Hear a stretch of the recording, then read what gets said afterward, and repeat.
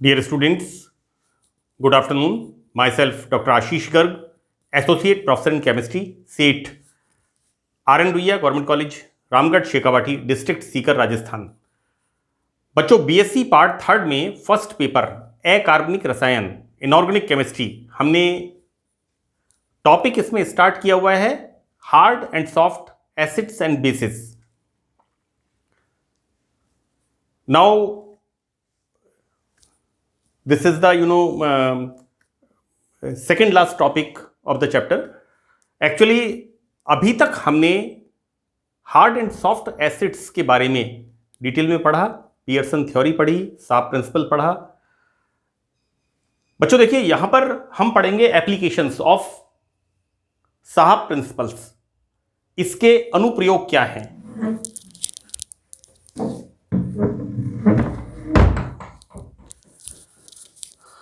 बच्चों यहां पर एप्लीकेशंस में ये जो साहब प्रिंसिपल है, हम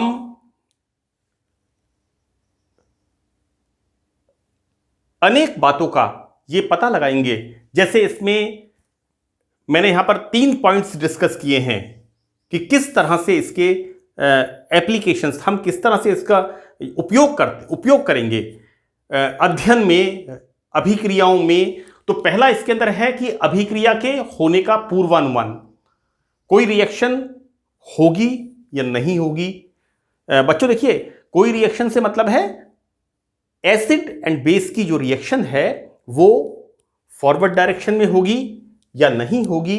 हम इस बात को प्रीली एज्यूम कर सकते हैं, पता लगा सकते हैं, पूर्वानुमान लगा सकते हैं, राइट। इसी तरह से स्टेबिलिटी ऑफ कॉम्प्लेक्सेस, कोई भी कॉम्प्लेक्स बन रहा है वो स्टेबल होगा या नहीं होगा, we can predict, right, pre assume, हम पता लगा सकते हैं इस बात का। Number third one is the उभय दंतुक, अंग्रेजी में इसे कहते हैं एम्बीडेंटेड लिगेंड्स। बच्चों यहां पर हमने क्या बात की है कि लिगेंड्स क्या हैं, जो कि मेटल को इलेक्ट्रॉन डोनेट करते हैं, तो act as a Lewis basis, right. और एम्बीडेंटेड लिगेंड से मतलब है कि जो मेटल के साथ, बच्चों इसके अंदर क्या है, बॉन्ड किस तरह का बन रहा है, कोऑर्डिनेट, यानी लुईस एसिड को लुईस बेस, राइट, ये इलेक्ट्रॉन डोनेट कर रहा है। तो यहां पर लिगेंड में 2 एटम्स ऐसे हैं जो कि मेटल को इलेक्ट्रॉन दे सकते हैं, राइट। और ये 2 एटम्स कैसे हैं, यूनिडेंटेड, एक दंतुक। बच्चों देखिए, ये जो लिगेंड्स की अपन बात कर रहे हैं, तो आप लोगों ने 12th क्लास में और BSc part second coordination chemistry में मैंने इसी लिंक के ऊपर बहुत अच्छे लेक्चर्स डाले हुए हैं। अब मैं तो उन्हें अच्छा ही कहूँगा, काफ़ी मैंने उनको एक्सप्लेन किया है। तो बच्चों यहां पर हम बात कर रहे हैं एम्बीडेंटेड लिगेंड्स, जिनमें 2 या 2 से अधिक एटम्स होते हैं जो कि डोनर एटम होते हैं, और इस तरह के लिगेंड अलग अलग एटम के द्वारा कोऑर्डिनेट बॉन्ड बनाते हैं। बच्चों ये एटम कैसे होते हैं, यूनिडेंटेड, एक दंतुक, राइट। तो यहां पर हम देखेंगे विभिन्न एप्लीकेशंस को, राइट। तो बच्चों देखिए, वी स्टार्ट नाउ। पहला प्रमुख अनुप्रयोग निम्न है। पहला क्या है इसमें, फर्स्ट, अभिक्रिया के होने का अनुमान, राइट। हम जब कोई काम करते हैं, बच्चों कोई भी काम हम करते हैं, चाहे हमारे घर का काम हो, चाहे कोई सोशल वर्क हो, चाहे कोई बिजनेस हो, चाहे कोई जॉब हो, राइट, हम इस चीज को एज्यूम करते हैं आइदर इज इट पॉसिबल और नॉट पॉसिबल। हम जब किसी केमिकल रिएक्शन को करते हैं, राइट, तो इस बात को हम ये असेसमेंट करते हैं, लिटरेचर सर्वे करते हैं और ये पता लगाते हैं कि ये रिएक्शन होगी या नहीं होगी, क्या ये हो सकती है, राइट। तो यहां पर साहब प्रिंसिपल का पहला एप्लीकेशन, अभिक्रिया के होने का अनुमान। देखो बच्चों, इट्स ए इंटरेस्टिंग एग्जांपल। ये जो है मैं आपको एक एक चीज इसको एक्सप्लेन करूंगा, और मैंने इन सब ये जो मैंने लिखा है इस सब को हमने पिछले लेक्चर्स के अंदर कहीं ना कहीं इसको स्टडी किया है। तो बच्चों देखिए, सामान्य बंध नियमों में अनुसार सबसे अधिक विद्युत ऋणी फ्लोराइड आयन ऑब्वियसली और अत्यधिक विद्युत धनी सीजियम प्लस के मध्य प्रबल बंध होना चाहिए। अगर हम सामान्य बात करें बच्चों, यहां पर सीजियम क्या दे करेगा, larger size easily electron donate करेगा, इजीली CS प्लस बनेगा, राइट। और फ्लोराइड आयन इसके साथ बॉन्ड फॉर्म, राइट, इसके इलेक्ट्रॉन यानी इसके साथ बॉन्ड बनाएगा CS प्लस F माइनस। तो यहां पर बनने में ऊर्जा मुक्त होनी चाहिए, राइट। तो बच्चों देखिए यहां पर क्या हो रहा है, lithium iodide and caesium fluoride, right. तो बच्चों देखिए यहां पर लिथियम छोटा आकार है, so it's act as a strong acid, this is the weak base, right, this is the strong acid. बच्चों यहां पर हम बात करेंगे CS, आकार बड़ा होता है, मैंने मेरे सेकंड लेक्चर में बताया था आकार बड़ा होता है, इसका मतलब ये week acid, and this is the, बच्चों यहां पर इसको हमने क्या, फ्लोराइड इलेक्ट्रोनेगेटिविटी ज्यादा होती है, सो दिस F माइनस विद्युत ऋणी होता है, राइट बच्चों, this act as a strong base. तो बच्चों strong acid and strong base की रिएक्शन और weak acid and weak base की रिएक्शन, बच्चों यहां दिखाया क्लियर मैंने आपको, देखिए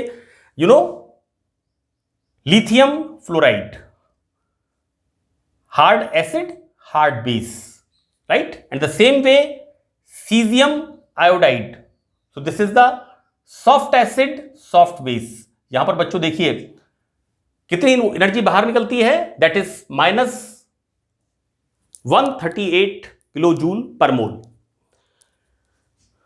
एक और एग्जांपल मैंने इसमें लिया है बच्चों, देखिए यहां पर इस एग्जांपल में HgF2 एंड BeI2 के मध्य अभिक्रिया। अब इनके अंदर अगर हम रिएक्शन कराते हैं तो वी कैन, हम कैसे इसको देखें, देखो बेटा यहां पर हम देखें F2 is the strong base, this is the weak base, smaller in the size, आकार छोटा होता है, this is the strong acid, right, this is the weak acid, larger size। बच्चों मैंने आपको बताया था, क्या बताया था मैंने आपको, कि post transition elements like copper, like cobalt, इसी तरह से हमने देखा था नीचे palladium, right, silver, and the same way mercury. बच्चों मैं बात कर रहा हूं आपसे first transition series, second transition series and third transition series, इनके अंदर जो बाद के एलिमेंट्स आते हैं। देखो बच्चों फर्स्ट ट्रांजिशन सीरीज हमारी क्या है, स्कैंडिनियम से जिंक तक, एटॉमिक नंबर 21 to 30, और हम बात किसकी कर रहे हैं यहां पर, फर्स्ट ट्रांजिशन सीरीज का एलिमेंट इसमें नहीं है। मैंने जो आपको एग्जाम्पल बताए हैं यहां पर मैंने नहीं बताया आपको।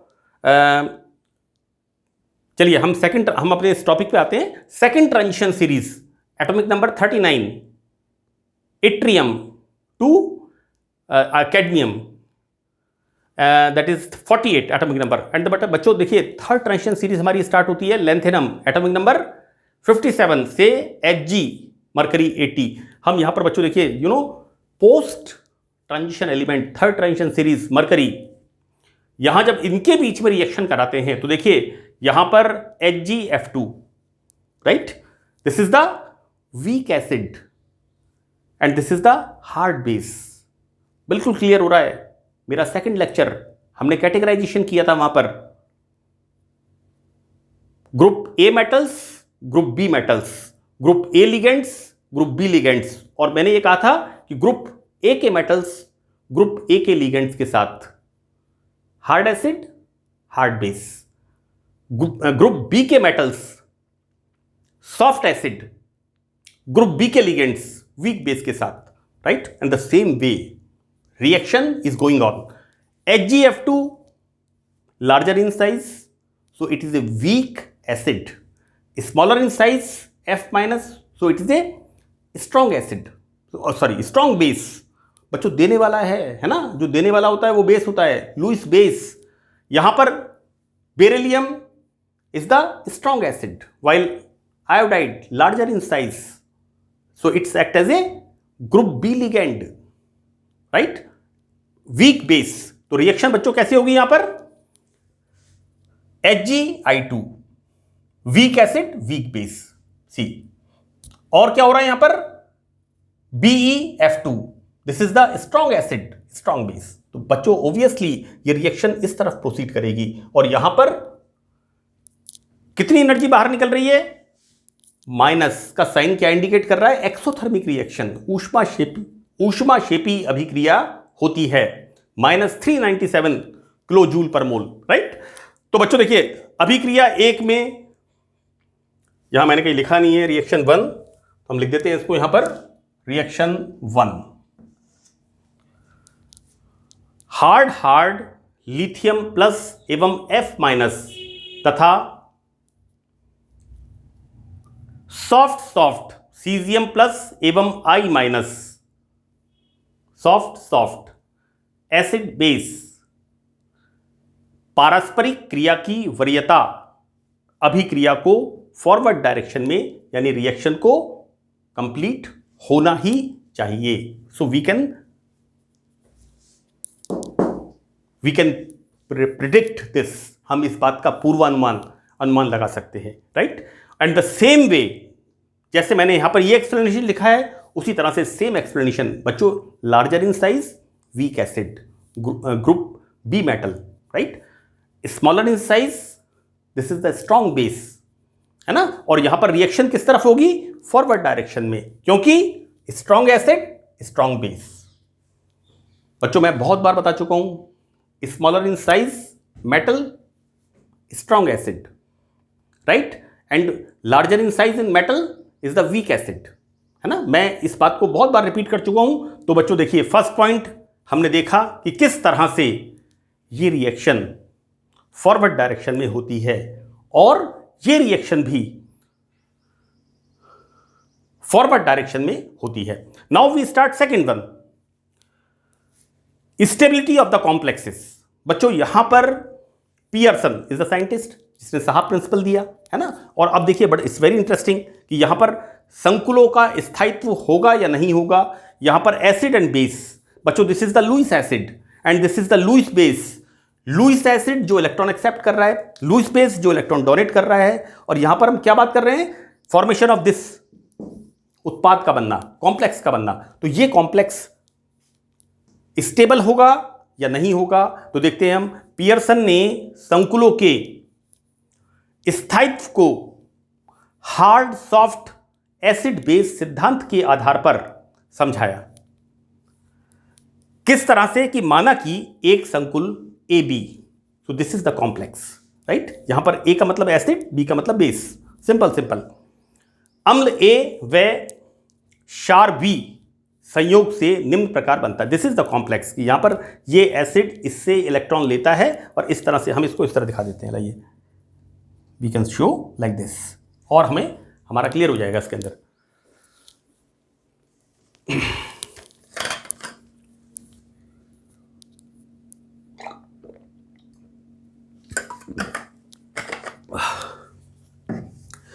तो बच्चों यहां पर ए बी कॉम्प्लेक्स सबसे अधिक स्टेबल कब होगा, जब ए और बी दोनों या तो हार्ड होंगे या फिर दोनों सॉफ्ट होंगे। तो इट इज वेरी क्लियर, बिल्कुल हम इसी प्रिंसिपल्स को पढ़ते हुए आ रहे हैं बच्चों। अब देखिए हम एग्जांपल देखते हैं यहां पर। AgI2 is a stable, right. यहां पर देखो बेटा, silver second transition series, we start from yttrium, YZrNbMoTc, atomic number 39, YZrNbMoTc RuRhPdAg, you know, atomic number 47. Okay, so that silver larger in size, iodine larger in size is stable, weak acid, weak base. Here silver weak acid, larger in size. Okay, this fluorine, fluoride minus, smaller in size, strong base, अस्थाई होता है। क्यों अस्थाई होता है? ये अस्थाई होता है। इसको हम कैसे एक्सप्लेन करेंगे? हार्ड सॉफ्ट रिएक्शन से।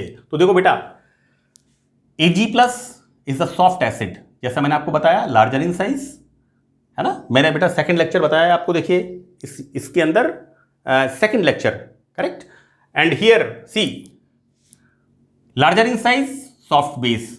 तो यहां पर soft acid, soft base, soft acid, soft base, and the stable, this ion is stable.